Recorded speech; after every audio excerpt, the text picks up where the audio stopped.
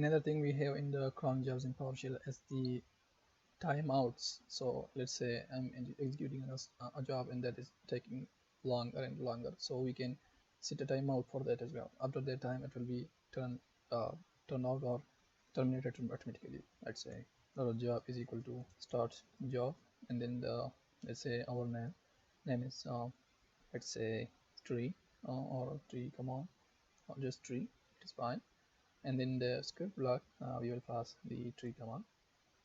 So let's say now if I hit enter and if I check the Java command, it's completed. Or if I like receive the result, receive job, and then the ID is one, it's completed. That's interesting, because if I execute this tree command here like so, it's going to be running forever. But in that case, it's completed quickly in my expectation.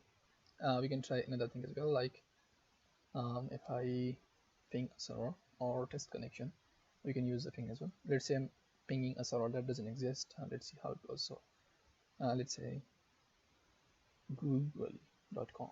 Now this moment I don't know exists or not, so it might be taking more time. So if I do this, and now if I check job, it's running, but what I can do is I can like wait job, and then set the timeout. So the timeout, let's say 10 seconds. Now after that, that will be terminated whenever the 10 seconds complete, but till that it was automatically completed. Now we can receive the result of that. Let's see if we have the receive job.